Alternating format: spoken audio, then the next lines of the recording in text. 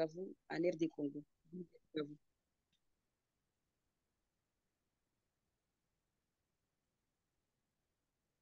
Madame Trésor, merci. Nous pouvons demander au docteur Andy, s'il est encore en ligne, de se présenter. Oui, merci professeur, bonjour et bon après-midi à tous. Je suis Andy Boulaboula, médecin de formation et je suis officier supérieur technique en matière de prévention et contrôle des infections au quartier général de CDC Afrique. Merci. Merci beaucoup, docteur Andy. Docteur Ndoumé, voulez-vous vous présenter à l'assistance? Merci. Bonjour, je suis M. Ndoumé Constant, médecin, membre de l'équipe prévention et contrôle de l'infection au CHU de Pougon, en Côte d'Ivoire, Abidjan, et membre de la Task Force PCI EHA de la Côte d'Ivoire. Merci. Merci beaucoup, confrère. C'est un plaisir de vous entendre. Merci, Madame, moi de même. OK. Madame Émilie Feza, voudriez-vous vous présenter à l'assistance?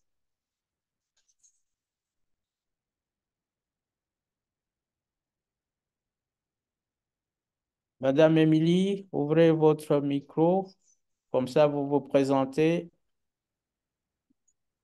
Bonjour à tous, moi c'est Docteur Feza Emily. Je suis Oui. médecin au chômage. Voilà. Non, vous êtes médecin. Ouais. C'est le Oui, plus oui. important. Ok, merci. Voilà. Madame Christine Lonjuire, voulez-vous vous présenter, s'il vous plaît? Oui, bonjour à tous. Moi, c'est Docteur Christine Mondjuy. Je suis médecin à la direction hygiène et salubrité publique. Merci. Et à quel niveau? Dans quelle province? À Kinshasa, à la C'est direction ça. hygiène et salubrité. Merci beaucoup, madame. Merci, professeur. OK.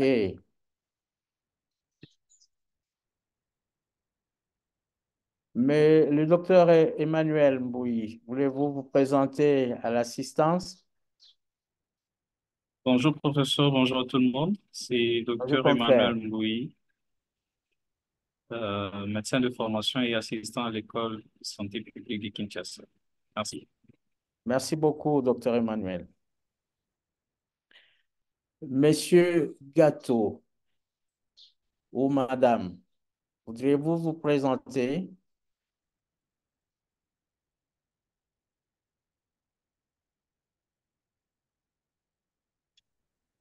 Merci, professeur. Vous m'entendez? Oui, on vous entend. Ok. Bonjour à tous. Je suis docteur Goga Gato, venu CESLAS. Je suis chirurgien dentiste de formation. J'exerce au CHR de Iglo, en Côte d'Ivoire. Je suis également membre de la Task Force PCI Côte d'Ivoire. Merci. Merci beaucoup, monsieur Gâteau. C'est un plaisir. Je vous en prie. OK. Mamie Sylvia. Mamie Sylvia, si vous pouvez ouvrir votre micro et vous présenter.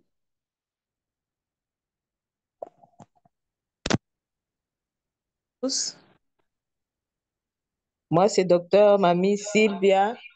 Je suis du programme national des urgences et actions humanitaires Oui. et je suis de la deuxième cohorte de la formation diplômante de PCI à l'École de santé publique.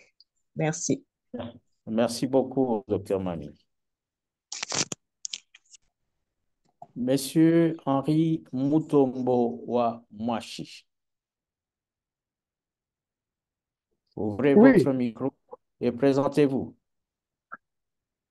je suis médecin programmation des urgences à Kinshasa RDC. Merci beaucoup, confrère.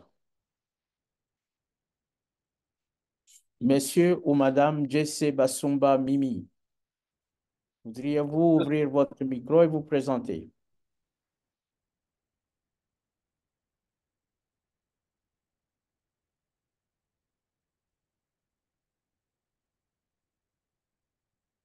Merci, professeur Boulaboula. Moi, c'est Dom.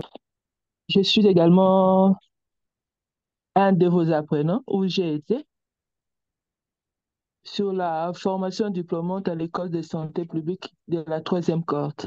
J'ai fait CPA, CPA. Merci, professeur.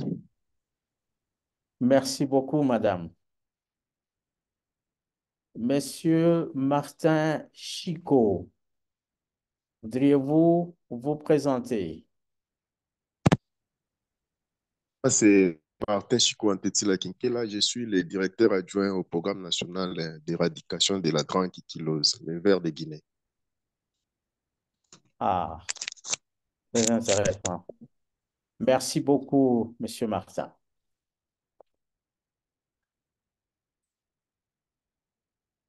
Monsieur Bouchiri, Moirabou Bouchiri, voudriez-vous vous présenter? Bonjour professeur, bonjour tout le monde. Je suis monsieur Mathias Moirabou Bouchiri. Je suis expert en PCI et WASH, manager de programme santé, assistant à l'université luthérienne de Bukavu, financier SCPCI, République démocratique du Congo. Merci beaucoup. Merci, Monsieur Moirabou, pour cette présentation. Nous allons demander à Madame Patience Bissimois de se présenter aussi à l'assistance.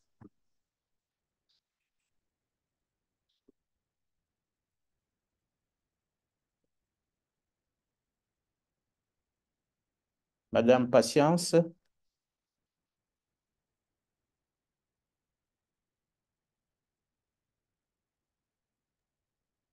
Madame Bonjour, Patience. professeur.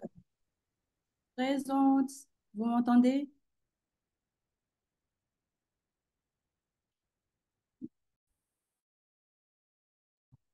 Veuillez vous présenter, Madame. Oui, bon, professeur, bonjour. Vous m'entendez?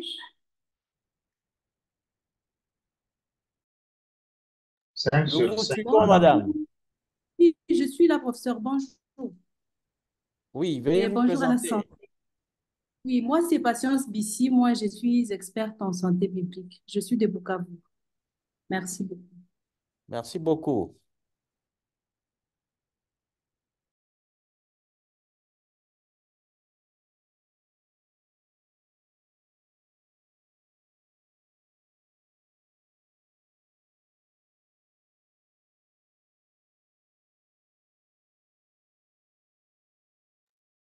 Peut-être, prof, je peux aussi me présenter. Moi, c'est Valérie Chilombo-Kazadi.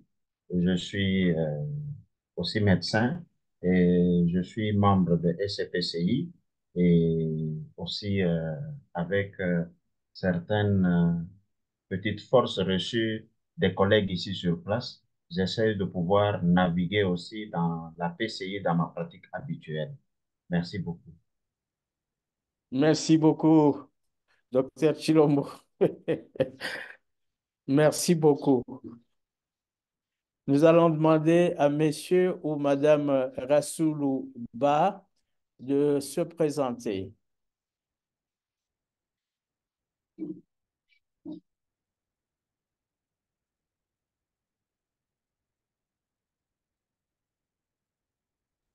Peut-être. Oui, bonjour, professeur. Ah, c'est monsieur. Vous Bonjour. m'entendez, j'espère. Nous vous entendons. Oui. Voilà, moi, c'est Rassoul Ba. Je suis ingénieur sanitaire, PCI WASH, de la République du Sénégal, ancien du service national de l'hygiène à la retraite maintenant. Ah ben, Merci. vous avez beaucoup à nous apporter, monsieur Rassoulou. Hein? Quelqu'un qui est à la retraite, qui a une grande expérience. Je pense que vous avez beaucoup à nous apporter sur ce plateau. Merci beaucoup. Merci.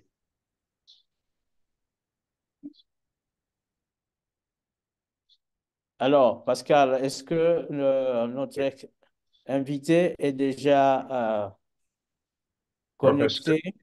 c'est docteur Valérie qui parle. Nous avons trouvé Oui, une solution alternative. L'honneur est oui, franc que nos invités sont là. oui. Elle est en ligne, mais elle est avec moi sur une autre plateforme.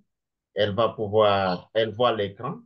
Les présentations vont se faire techniquement. Vous pouvez lancer et elle va faire sa présentation. Mais j'aimerais vérifier si sa parole est bien audible. Professeur Justine Mbello, pouvez-vous parler pour que nous soyons sûrs que l'assistance vous écoute? Oui, merci beaucoup, professeur Dr Valérie, je vous écoute. Professeur, est-ce que cela est bien audible pour l'Assemblée? C'est audible, mais c'est comme si elle était plus loin de son micro. Non, non, elle est bien audible. C'est moi qui vais rapprocher le micro de mon dispositif pour que nous soyons sûrs. Mais est-ce que maintenant ça va? Et votre voix, oui, ça va, mais elle peut encore Professeur, essayez de essayer. parler. Oui, docteur Valérie, je salue le professeur Boula et tous les amis qui sont sur notre plateforme. Bien, chers participants, il y a un problème de technique. La voix est audible, mais elle est lointaine. Essayons de faire le nécessaire. La technologie est là ses caprices. Nous avons connu beaucoup de retard. Je vais présenter professeur Mbelou qui nous arrive pour la première fois. Nous allons la présenter. Eh bien, elle s'appelle Justine Mbelou Kachala. La voici.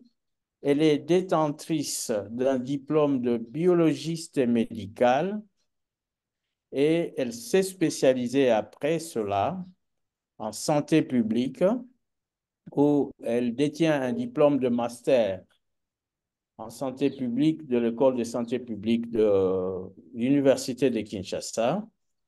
Elle ne s'est pas arrêtée là. Elle s'est lancée encore dans une autre spécialisation, toujours en santé publique, au niveau des universités de Vérone en Italie et Karl Marx en Hongrie. Elle a défendu sa thèse en santé publique à l'université de Deusto en Espagne. Comme vous le voyez, Madame Justine Mbelou Kachala est professeure à l'université de Mbujimaï et à l'Institut supérieur des techniques médicales en RDC dans la province de Kasaï oriental, l'une de 26 provinces de ce pays. Après cette présentation, nous allons passer la parole au professeur Madame Justine Mbelou Kachala pour qu'elle nous fasse l'économie de sa présentation. Professeur, vous êtes la bienvenue et vous avez la parole. Merci. Merci beaucoup, professeur, pour la parole que vous m'accordez. C'est vraiment un plaisir pour moi de me retrouver dans les groupes avec les amis et parler de diagnostic paraclinique de la pathologie qui fait beaucoup de problèmes maintenant, les monkeypox, comme on l'appelait dans les temps, et les mpox, comme on l'appelle actuellement. Nous avons essayé de mettre notre présentation avec quelques parties. Nous allons parler un peu de l'introduction. Nous parlerons des indications pour les tests, des procédures, des méthodes d'analyse et de comment faire l'interprétation des résultats. Et c'est connu de tous, les mpox, c'est un virus qui fait actuellement rage et qui répond s'efface comme les autres virus dans les épidémies et de la famille des normopox virus.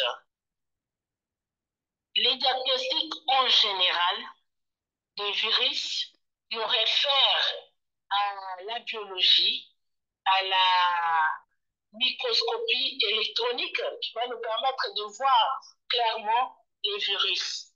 Mais étant donné que les méthodes et techniques que nous utilisons actuellement, par exemple l'amplification avec PCR ou les autres techniques d'analyse, avec tout ce qu'il y a comme problème d'interférence, nous pousse à ce que, pour confirmer qu'il s'agit vraiment de ces virus, qu'il s'agit vraiment de cette pathologie, on a besoin d'éliminer les suspicions et de se rassurer vraiment que c'est un diagnostic de confirmation que nous sommes en train de mener.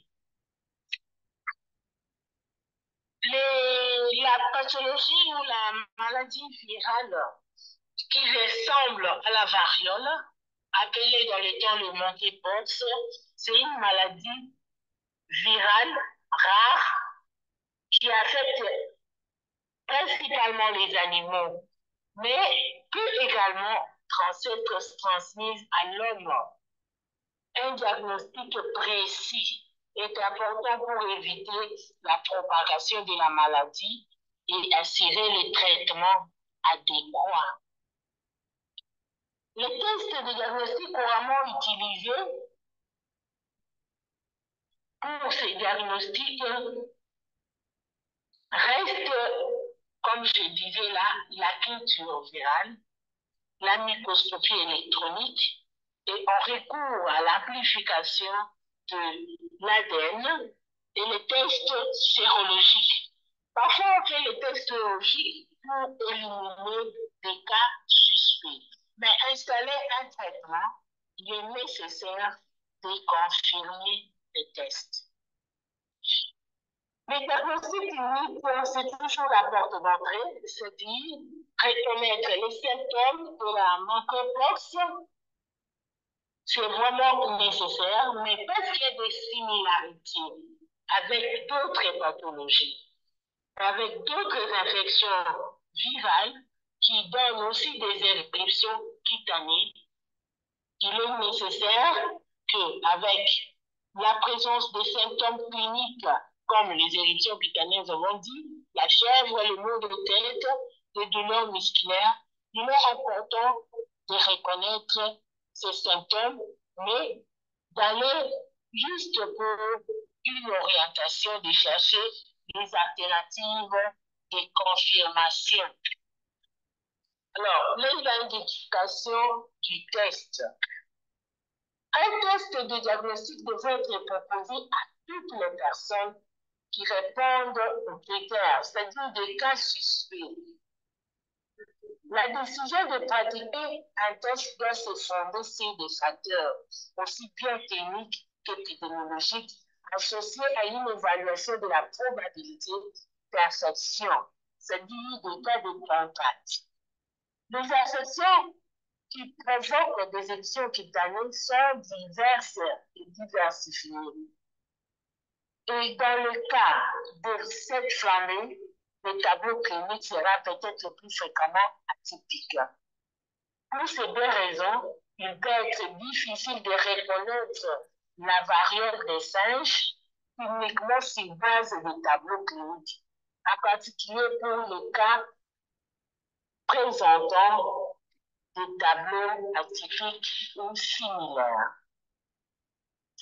Il est donc important d'envisager d'autres causes possibles à l'origine de l'étude discrète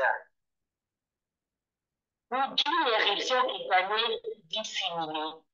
Parmi les autres étiologies de lésions cutanées d'apparence similaire à des stades différents, nous pouvons citer par exemple l'herpès, le virus de la varicelle et des jaunes, le virus de Moïse contagieux, les entérovirus, la rougeole, gale, le trichomonas pallidum, les infections cutanées bactériennes et les allergies dues aux médicaments.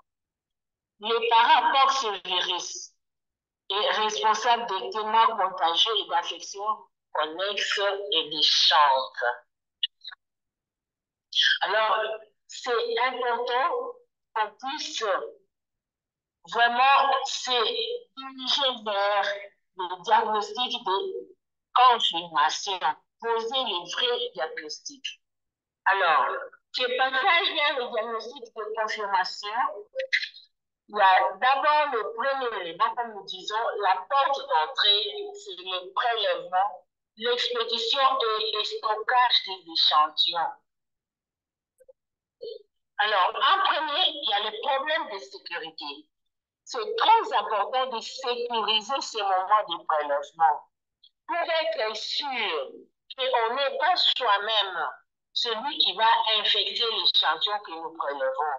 Pour être sûr que le prélèvement ou l'échantillon que nous avons n'appartient qu'aux patients suspects de l'infection. Il faut veiller à l'utilisation de modes opératoires normalisés, appropriés, ainsi qu'à la formation du personnel des laboratoires qui doit savoir quand et comment mettre et enlever les équipements de protection individuelle, adapter et connaître les modalités de prélèvement, de stockage, d'emballage et de transport des échantillons dans les conditions appropriées.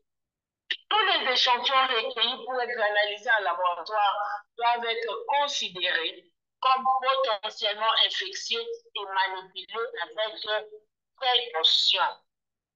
Des mesures doivent être prises pour limiter le plus possible les risques de transmission en laboratoire.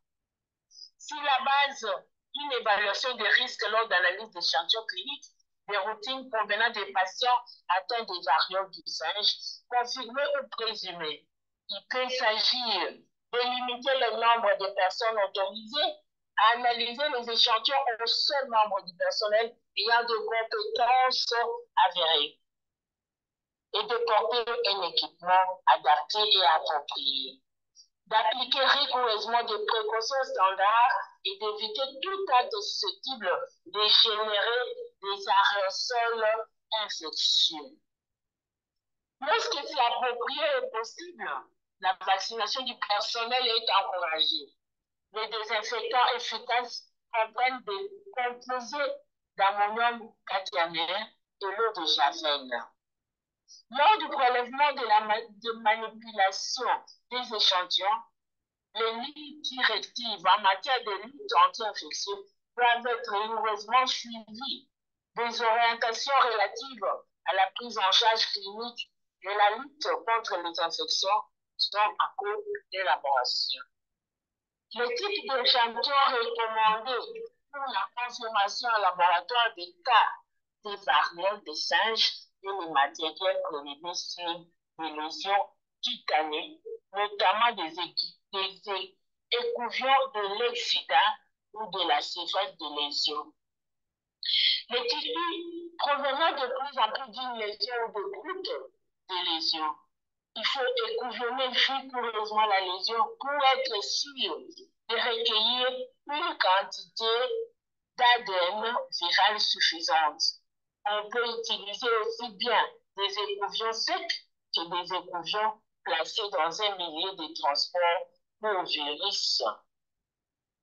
Deux lésions du même type doivent être prélevées et placées dans un seul et même tube, de préférence issus d'endroits différents du corps et ayant chacune un aspect différent.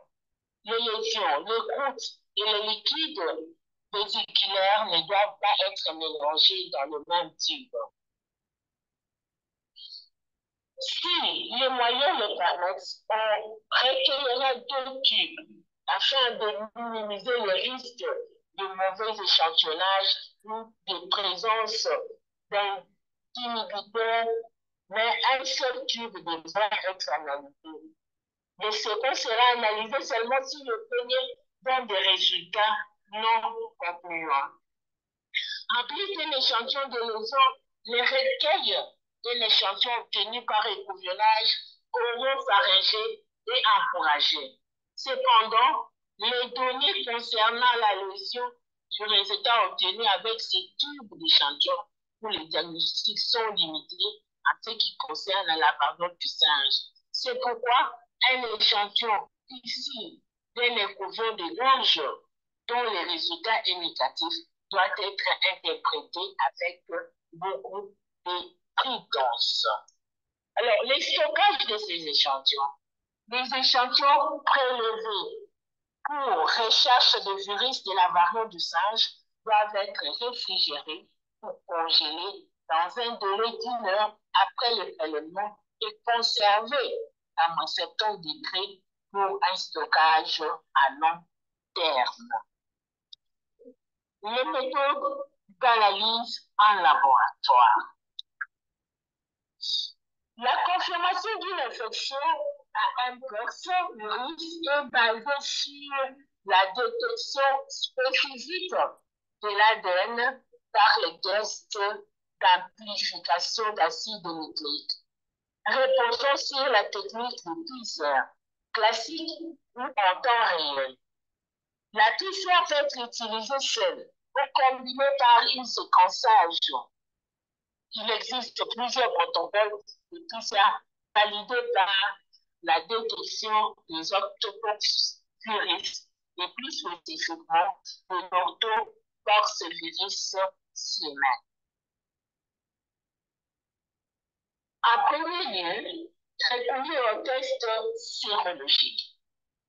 Les tests sérologiques sont utilisés pour détecter les anticorps spécifiques dans le sang qui indiquent la présence du mucopox chez une personne.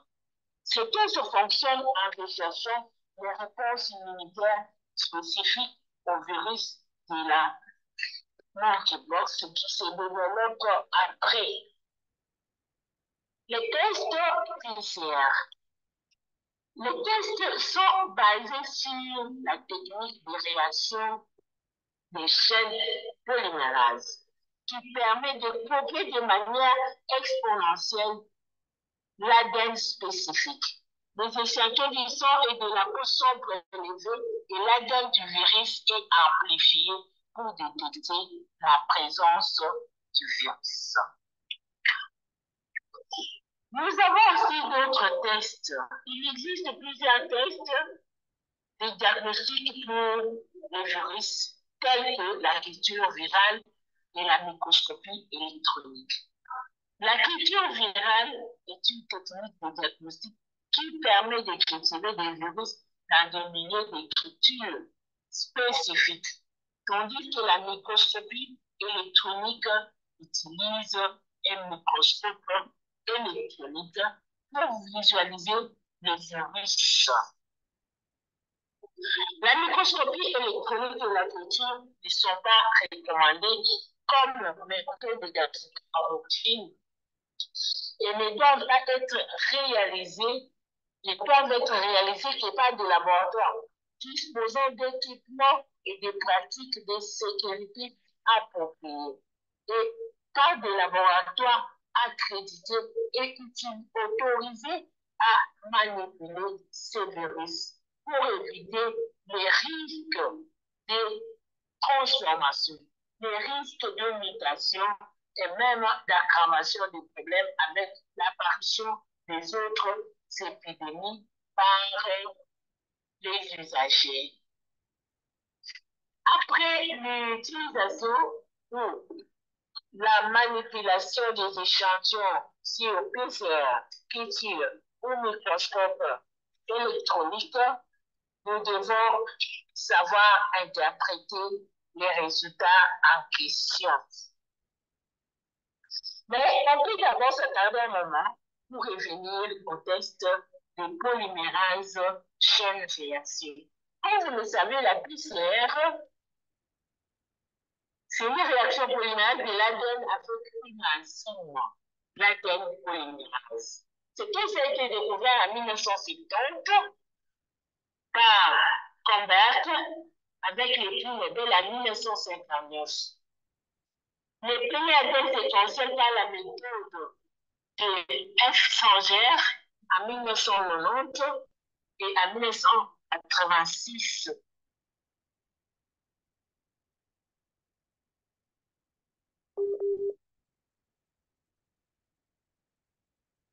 Des problématiques in vitro permettant d'amplifier plusieurs milliers de fois des séquences d'ADN génomiques ou d'ADN complémentaires.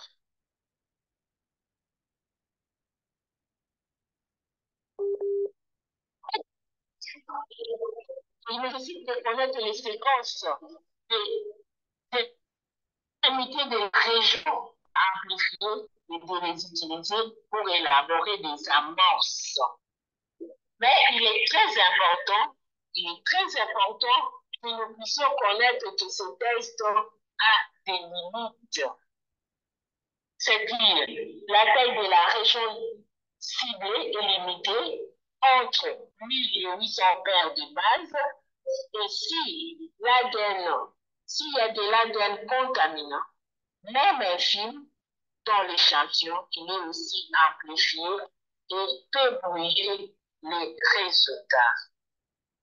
Nous passons enfin à l'interprétation des résultats. Comprendre comment interpréter les résultats des tests de diagnostic est crucial pour la prise en charge efficace de tout problème de santé. Nous allons discuter des différentes options de traitement disponibles et de l'importance des diagnostics précoces. La confirmation d'un cas de mpox virus doit prendre en compte les informations cliniques et épidémiologiques. La positivité d'un test PCR spécifique de mpox virus suivi d'une confirmation de la présence par PCR ou séquençage ou la positivité d'un test PCR spécifique chez des cas suspects permet de confirmer l'infection par le mpox virus. La sérologie peut être utile pour rechercher l'infection antérieure et la défense épidémiologique.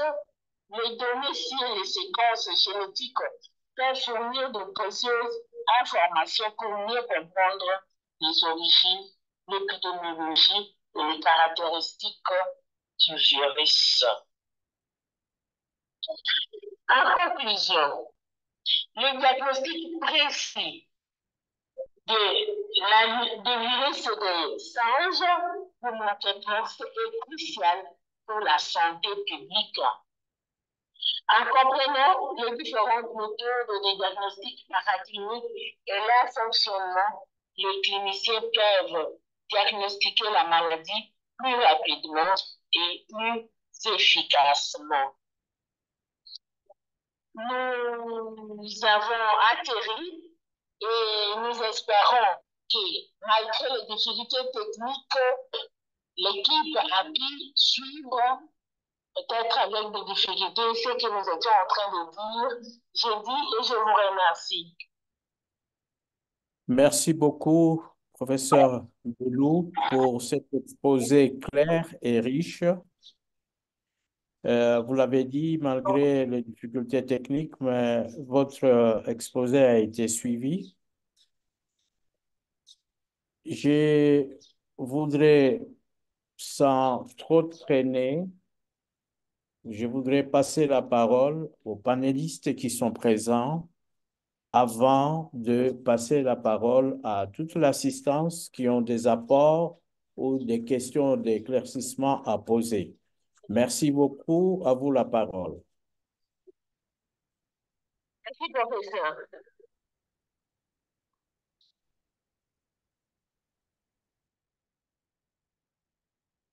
Alors, qui... Il donne la parole aux panélistes présentement et à quelqu'un qui a quelque chose à rajouter et on va passer à la session questions et réponses juste immédiatement après. Et personnellement, je n'ai pas de commentaires à ajouter. Nous voulons gagner du temps et les panélistes comme les participants peuvent maintenant entrer dans le vif du sujet et débattre de la question. Merci.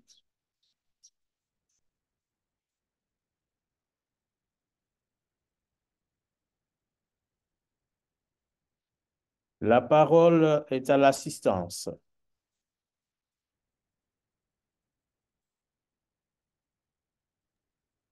Professeur, j'ai la main levée. Merci, docteur Andy, vous avez la parole. Merci, professeur, et merci au professeur qui a présenté aujourd'hui. C'est assez intéressant de Professeur suivre. Mbelou, il s'appelle professeur Oui, Mbelou. professeur Mbelou, je m'excuse. Oui. Voilà, j'ai cherché le nom Kachala. Je crois que c'est ce que j'ai retenu. OK, donc je voulais dire merci pour la présentation et en ce qui me concerne, la question serait basée sur la disponibilité de ces tests pour Mpox au niveau régional. Là, je vais dire la RDC. Est-ce qu'actuellement, il y a moyen de réfléchir sur un système qui va rendre disponible ces tests dont on a besoin grandement dans la région? Quels sont vos points de vue ou bien quel est le mécanisme que vous pouvez conseiller pour mettre en place euh, ou rendre disponibles les tests Mpox dans les 26 provinces de la RDC? Merci.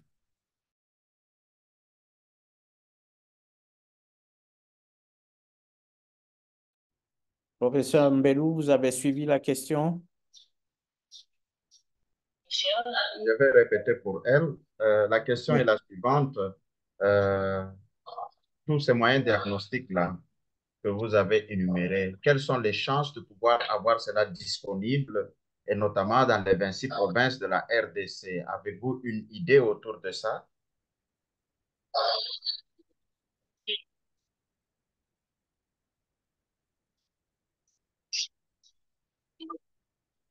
Oui, à vous, professeur Mbelou.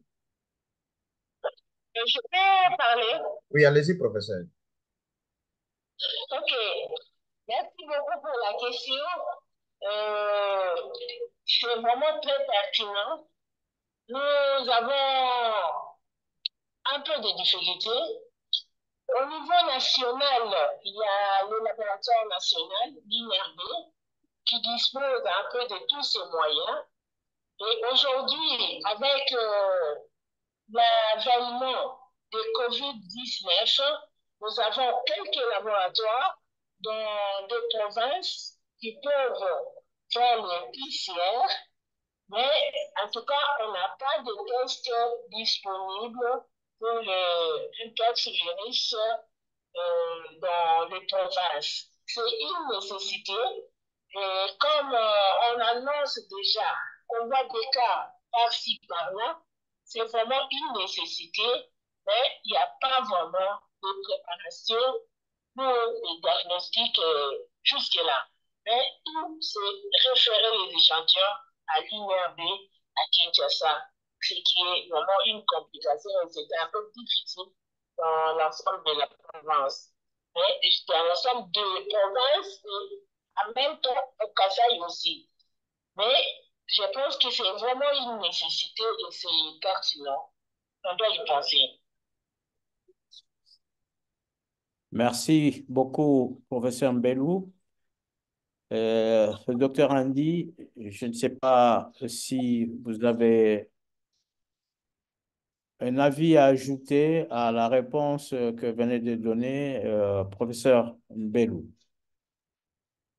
Bon, tout de suite, je voudrais d'abord remercier le professeur pour le travail fait et la présentation et aussi la réponse qu'elle a donnée.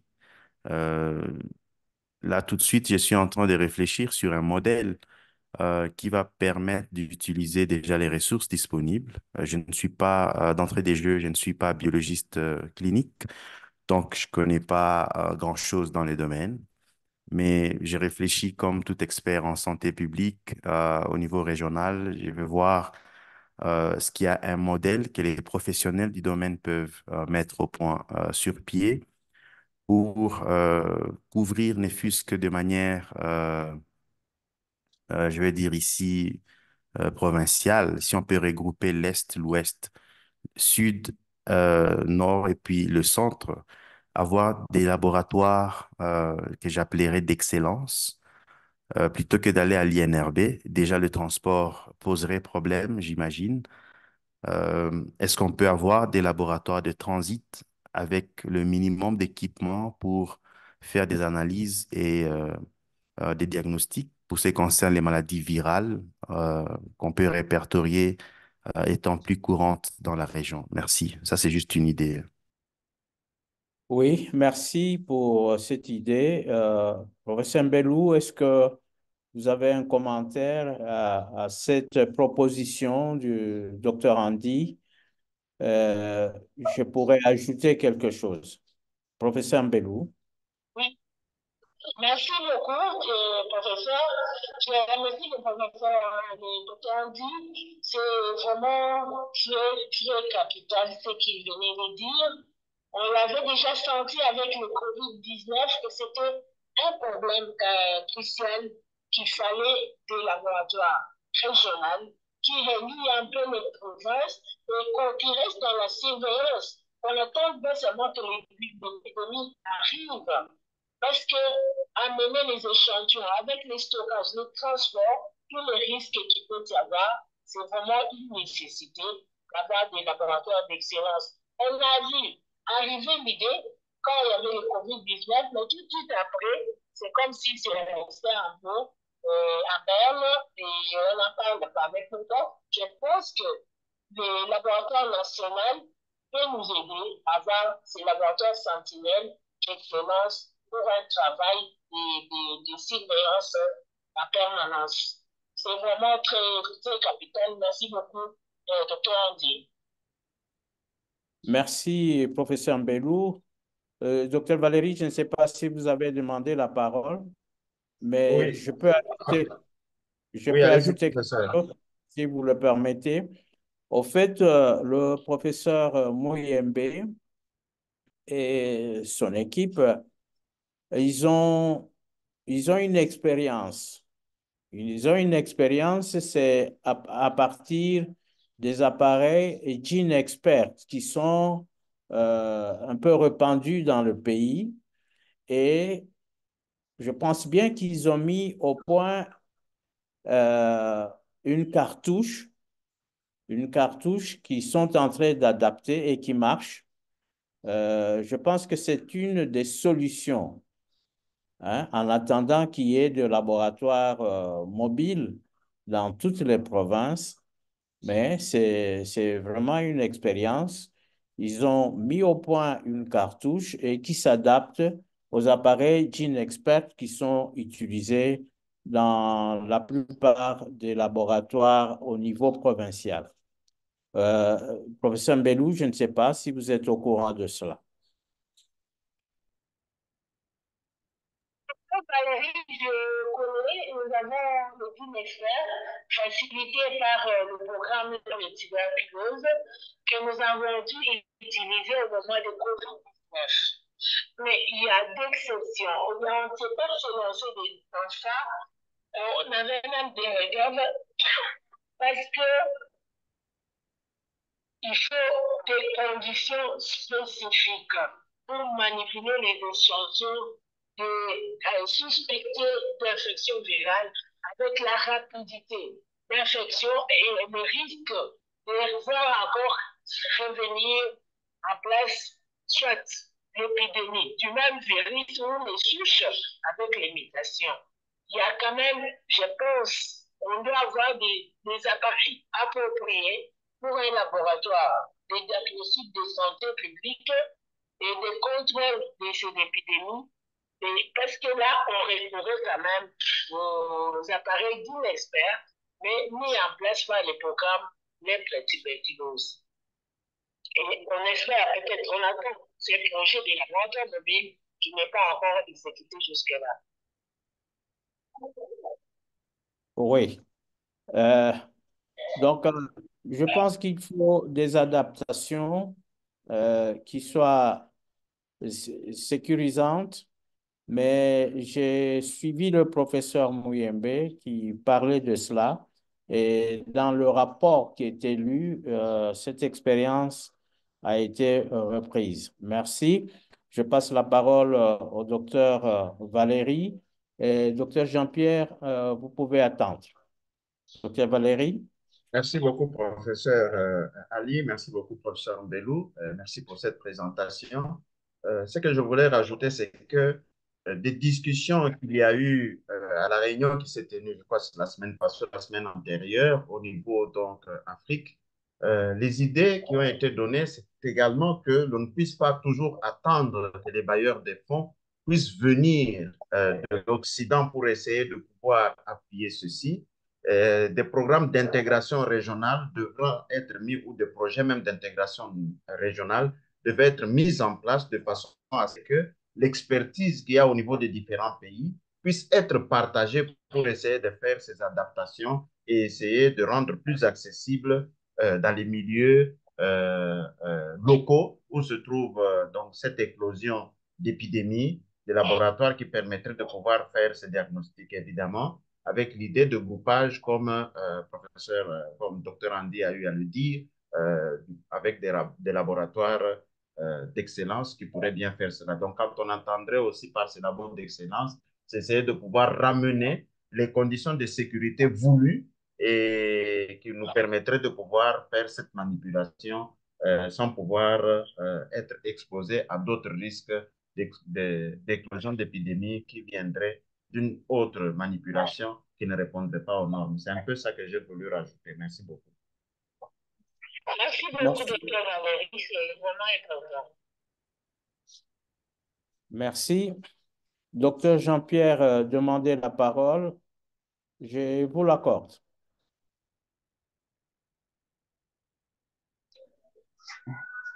Merci beaucoup, professeur Ali, pour la parole que vous m'accordez.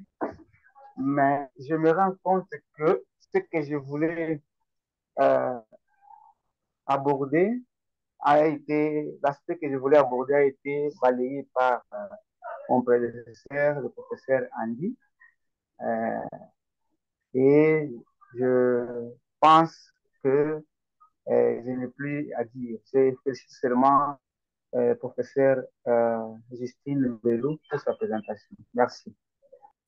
Donc, votre intervention est sans objet, comme disent les juristes. Merci. Merci beaucoup, docteur Jean-Pierre. Je ne sais pas s'il y a une autre question pendante. Je ne vois pas dans le chat une autre question. Je n'en vois pas. Je ne vois pas. Bien, je voudrais souligner à l'endroit de tous les participants le titre de l'exposé d'aujourd'hui, c'était la variole du singe ou le monkeypox et qu'on appelle maintenant mpox. Bien, je voudrais souligner qu'on l'a appelé pendant des années à tort variole du singe. Au fait, le singe, en appelant variole de singe, le singe n'est pas le réservoir du virus. Le singe a été infecté aussi à partir d'un réservoir qui reste à être déterminé. Donc, le réservoir, on suspecte que ce soit les rongeurs tels que les écureuils, ainsi de suite, mais jusque-là, on n'a pas encore déterminé avec précision le réservoir du virus. Et le fait que ce virus a quitté l'animal et atteindre l'homme et que la, la contamination s'est faite maintenant de personne à personne. On a dû enlever maintenant cette appellation variole de singe et on l'appelle Mpox. C'est comme si c'était l'animal qui était le détenteur de la maladie, mais maintenant que ça passe à l'homme, donc il n'y a plus de raison de l'appeler variole de singe, qui lui, le singe aussi est victime, comme l'homme.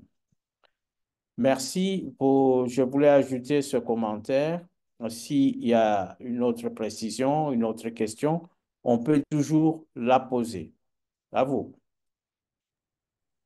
Professeur, j'ai voulu peut-être demander rapidement aux participants de pouvoir continuer aussi avec notre processus habituel de remplissage de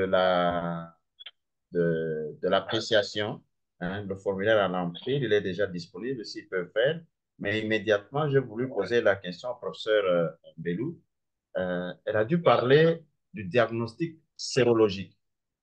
Est-ce que faut-il rester sur ce point de dire diagnostic sérologique, hein, ou faut-il dire suivi sérologique? Parce que quand on regarde, on voit très bien que peut-être ces anticorps resteraient pendant un temps jusqu'après la guérison du patient. Est-ce que faudrait-il continuer à parler du diagnostic sérologique, hein, ou faut-il virer vers le suivi sérologique? Parce que lorsqu'on pourrait prendre ces anticorps, on les détecte, on ne pourra peut-être pas dire immédiatement que le patient est infecté, parce que probablement il y a même un guéri qui garderait ces anticorps pendant un temps. Est-ce que faudrait-il changer l'expression plutôt que de parler de diagnostic sérologique, pourrait-on parler en ce moment-là du suivi sérologique? Ça, c'est une question qui me vient à l'esprit et a entendu dans la présentation que cela, du point de vue sérologique, montrerait qu'il y a eu contact avec le virus. Merci. Merci beaucoup, monsieur le professeur. Ali me permet de répondre. Professeur Ali, elle demande si elle peut répondre. Oui, elle peut répondre, elle peut répondre. Allez-y, prof. Professeur, docteur Valérie, je dis que les deux, c'est possible. Dans le sens que, comme on l'a vu avec les COVID-19, on faisait des tests qu'on appelait des tests rapides pour juste savoir si la personne a eu des contacts. Et on reste avec les tests aussi dans le suivi parce qu'on sait un peu combien de temps les anticorps vont rester. Parce qu'on les fait juste quand, surtout dans les épidémies, pour orienter un peu les cohortes de gens dans les PCR et les autres tests d'analyse. Mais sinon, ce n'est pas un test de confirmation. C'est juste une orientation. Et quand c'est pendant l'épidémie ou bien pendant la maladie, on peut rester après le traitement, faire des suivis sérologiques ou des dosages d'anticorps. Mais on ne prend pas vraiment dans les termes de confirmation des tests. Il n'y a que le PCR et les autres tests qui sont réservés aux laboratoires accrédités, expérimentés, qui peuvent, eux, faire la culture et passer au microscope électronique. Merci. Merci beaucoup, professeur. Merci beaucoup.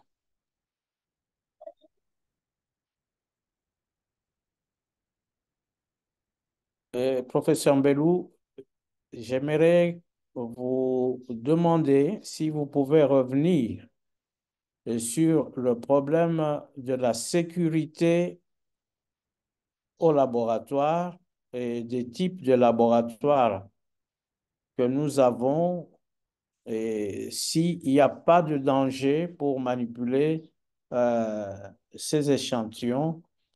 J'ai dit la fois passée que ce virus était contagieux et qu'il fallait vraiment faire attention pour le personnel, le professionnel de laboratoire, mais aussi le professionnel comme les infirmiers, les infirmières, mais aussi les membres de famille qui assistent ces patients.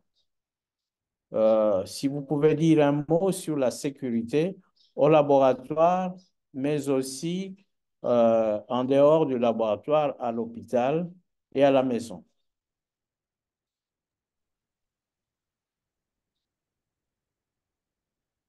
Professeur Mbelou?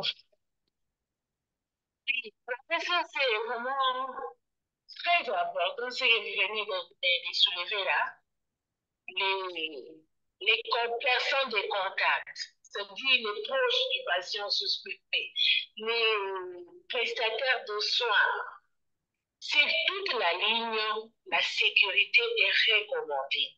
Ce n'est pas seulement les personnels des laboratoires en ce moment-là, c'est sur toute la ligne, parce que même les habits de protection conformes, on les donne même aux visiteurs.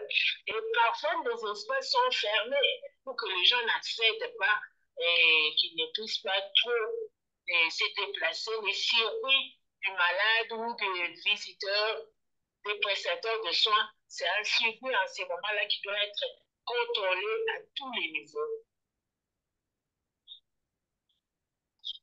Et un peu plus sur la boue, parce que même les autres échantillons, considérés comme négatifs, même les échantillons des gens qui viennent avec des malaises, des fièvres, qu'on n'a pas encore détectés ou même classés comme suspects, ces échantillons-là sont manipulés au laboratoire.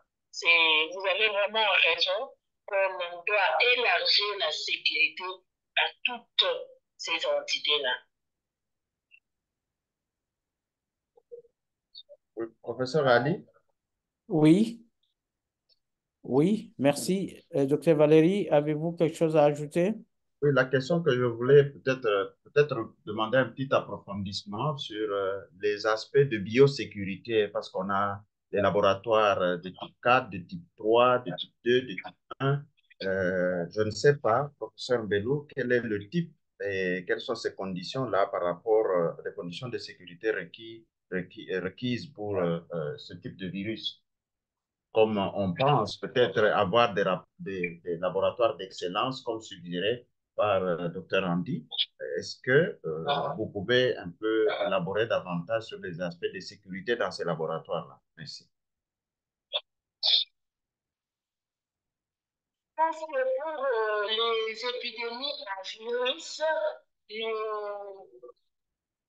les laboratoires de type 1, c'est-à-dire les laboratoires ordinaires, ne sont concernés que pour le prélèvement. Et même ici, et dans toute la province et dans la République en général, on crée des sites de prélèvement. Est-ce que ça demande des conditions et des paramètres spéciaux?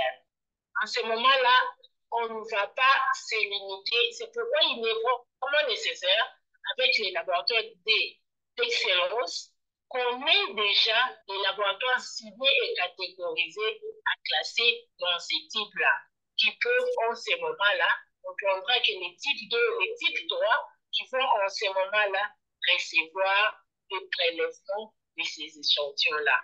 Parce que parfois, les épidémies nous surprennent et on cherche à s'adapter aux conditions de standardisation. Et pourtant, nous devions déjà, avec les classements des laboratoires, dire que ces échantillons ne peuvent passer quand c'est laboratoire. Mais comme nous ne connaissons pas, parce que quand on découvre les premiers cas, peut-être qu'on a déjà connu des décès, peut-être qu'on a déjà connu d'autres cas qui nous ont précédés. N'importe quel laboratoire, je pense qu'avant d'installer des laboratoires d'excellence, comme l'a dit le professeur Ali, la formation sur la sécurité, la biosécurité doit se passer à tous les niveaux. Partout où on installe des sites de prélèvement. Dans d'autres pays, les prélèvements, ça ne se fait pas n'importe où. On commence maintenant à avoir des sites de prélèvement dans les hôpitaux ciblés et contrôlés. C'est un peu dans ce sens. Mais s'il y a d'autres éléments, je pense qu'on pourra toujours ajouter en mettant bien les conditions et tous les détails concernant le type de labo et les conditions de biosécurité à tenir en compte au moment des prélèvements sur les échantillons suspects. Donc, on peut toujours encore approfondir, même en dehors de cette plage, docteur Valérie. Merci, professeur Mbelou. Et docteur Valérie, est-ce que vous êtes satisfait avant que je ne passe la parole? Merci bien, professeur. Je le suis, merci. OK. Dans le chat, nous avons la question, je pense bien, de monsieur Kota qui demande, qui dit, je vais lire son message. Bonjour, merci professeur Mbelou pour la présentation. J'aimerais savoir quelle est la partie du virus sur laquelle les vaccins sont faits quand on sait que les réactions croisées en sérologie ne sont pas croisées, les réactions croisées, excusez-moi, en sérologie ne sont pas à négliger. Le virus est-il potentiellement dangereux pour des utilisations maléfiques? Professeur Mbelou.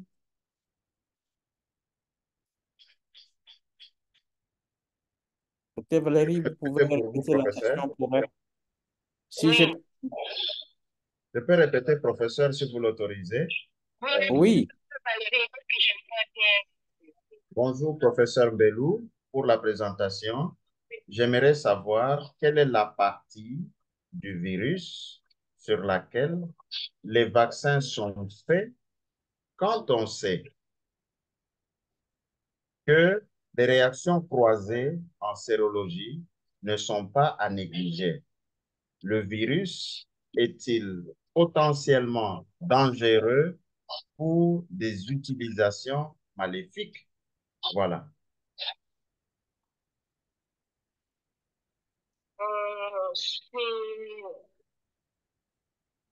La première partie, je n'ai pas bien suivi. La partie du virus.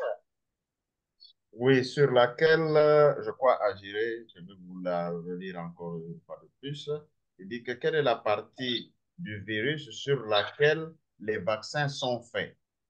Sur laquelle les vaccins sont faits.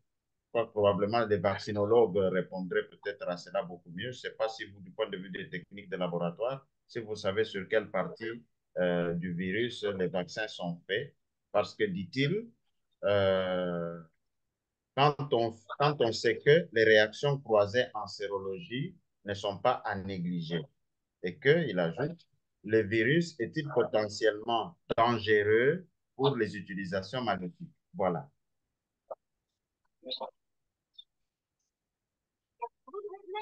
C'est un peu complexe. Je préfère répondre à cette question au professeur Ali en dehors de l'exposé ici, parce que ça demande quand même un peu plus d'approfondissement, de peur de ne pas dire de bêtises. Je me réserve un peu, mais s'il y a quelqu'un en ligne qui peut répondre d'emblée, c'est pas mal, mais je préfère qu'on en parle après. Merci beaucoup, professeur Mbelou. Il n'y a pas de vaccinologues parmi nous, mais sachez, je voudrais dire à M. Kota que les vaccins qui sont en vue maintenant, ils sont à base de virus vivants atténués. Hein, des virus vivants atténués, tels que ICAM et Invanex. Bien, je ne peux pas dire mieux que cela, mais en disant un virus vivant atténué, donc c'est tout le virus. Je ne sais pas s'il y a une partie précise qu'on peut citer ici pour la fabrication du virus, mais retenez que ce sont des virus à base ce sont des vaccins, je voulais dire, à base de virus vivants atténués. Merci.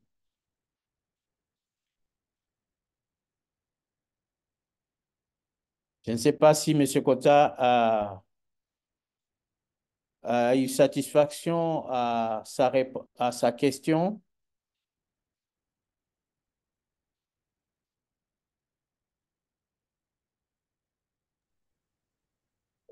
Monsieur Kota. Professeur Mbelou disait merci. Le micro était fermé. Merci pour votre contribution. Merci aussi. Merci. J'ai demandé à M. Kota s'il était satisfait par la réponse. La seconde partie a été répondue. La question est en rapport avec les deux vaccins homologués, le danois et le japonais. Merci pour la réponse. Bien. Je ne vois pas. Il y a Dr Andy qui vient de mettre sur le chat un lien qui peut servir pour la documentation sur la question posée. Vous pouvez noter ce lien. Merci, Dr Andy.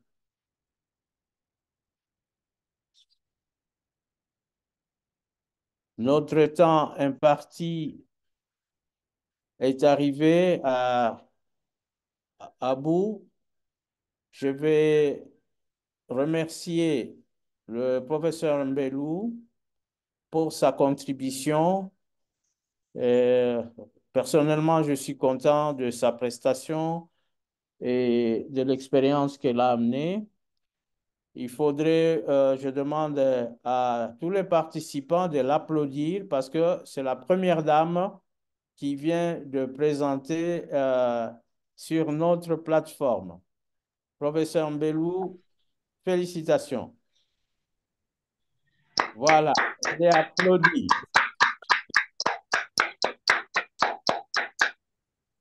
Merci beaucoup. Merci beaucoup. Bien, chers participants, la semaine prochaine, nous allons continuer sur la lancée de ce thème sur Mpox. Nous allons parler la semaine prochaine de modes de transmission ainsi que des mesures PCI. Donc, vous êtes invités à la semaine prochaine et j'annonce déjà qu'après cette présentation, le mois de mai, nous allons célébrer la Journée mondiale de l'hygiène de main et nous allons consacrer ce mois de mai à des présentations afférentes à l'hygiène de main. Merci et à plus. Et pour ceux qui ne sont pas encore chez eux à la maison, qui suivent à partir d'un bureau, je leur dis bon retour chez vous. À la prochaine. Merci beaucoup. Merci, professeur. Au revoir. Merci, professeur. Merci beaucoup. Merci, professeur, et bon week-end à vous ainsi qu'à la prochaine. Merci beaucoup. Merci à tous et bon week-end au professeur, bon week-end à madame, professeur Mbelou et à tout le monde. Merci, Merci à vous également. Merci. Merci. Merci beaucoup. Docteur Valérie, aujourd'hui, m'a laissé avec ma main levée jusqu'à la fin. Je crois que je parlerai la prochaine Emmanuel, fois. Bon week-end. Emmanuel, pardon, vraiment. Vraiment, pardon. Est-ce qu'il n'y a pas moyen de lancer la question même dans le chat? On pourrait répondre même à une box. D'accord, professeur. Toutes nos excuses. Merci, professeur. Bon week-end. Merci, merci.